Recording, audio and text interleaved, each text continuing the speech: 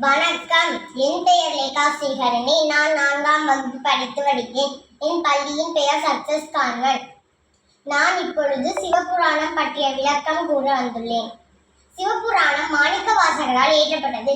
திருவாசகம் என்னும் தமிழ் நூலின் ஒரு பகுதியாகும். சிவபுராணத்தில் 95 வரிகள் உள்ளன. அதனுடைய அர்த்தத்தை முழுமையாக கூற 3 மாதத்திற்கு மேலாகும். அதனால் உங்களுக்கு புரியும்படி எளிமையாக நான் கூறுகிறேன். தென்னாடுடைய சிவனை போற்றி, என் நாட்டவருக்கும் இறைவா போற்றி. தொல்லை இரும்பிறகு சூடும் தலை நீக்கி அல்லல் அறுத்து ஆனந்தமாக்கியது. எல்லை மறுவா நெறியளிக்கும் வாதவூர் என்போர் திருவாசகம் என்னும் தேன்.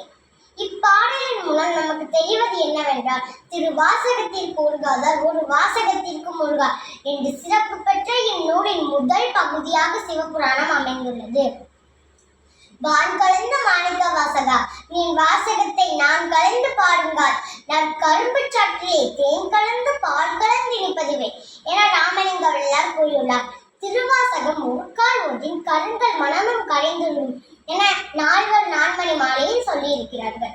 இது சைவர்களின் முதன்மை கடவுளான சிவபெருமானின் தோற்றத்தையும் இயல்புகளையும் விவரித்து போற்றுகிறது. உயிர்கள் இறைவனை அடைவதற்கான வழிமுறைகளை மிகச் சிறப்பாக எளிய தமிழில் எடுத்துரைக்கிறது.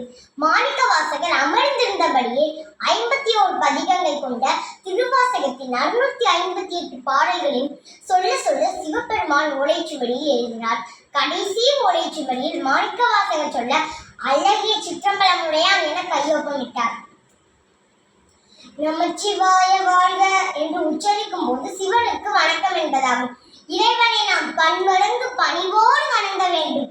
தாள் என்றால் திருவடி. இறைவனுடைய திருவடி வாழ்க என்கிறார் மாணிக்க வாசகர். கல் என்றால் காலில் அணியும் மணிகலன். வீரக்கலர் அணிந்து என்னை ஆட்கொண்ட சிவபெருமானின் அழகிய திருவடிகள் வெல்ல வேண்டும் என்கிறார். அன்பு இருக்கும் இடத்தில் மட்டுமே சிவன் இருப்பான். தலை தாத்தி தலை குனிந்து வணங்கும் பக்தர்களை உயர்வடைய செய்யும் பெருமை எம் பெருமானுக்கு மட்டுமே இருக்கிறது. அவருடைய அழகிய திருவடிகள் வெல்ல வேண்டும் என்கிறார். இறைவனுடைய அருள் இருந்தால் மட்டுமே அவரை வணங்க முடியும். பிரம்மாண்டமாக இருப்பவரும் நீதான், நுண்ணியவனாக இருப்பவரும் நீதான். நெருப்பாகவும் குளிர்ச்சியாகவும் இறைவன் இருக்கிறார்.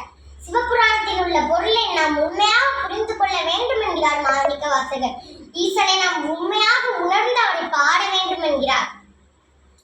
சிவபுராணத்தில் 32வது வரியில் மெய்யேவும் பொன்னடிகள் கண்டின்று வீருட்டேன் என பாடியிருப்பார். இது மாணிக்க வாசகர் தனது 32வது வயதில் முக்தி அடைந்ததை சூச்சகமாக குறிக்கிறது. முந்தைய வினைகள் அனைத்தும் ஓய இறைவனோட தேவை என்பதை எடுத்துக் கூறுகிறது சிவபுராணம். வாய்ப்பளித்தமைக்கு நன்றி. உங்கள் லேகா ஸ்ரீஹரணி.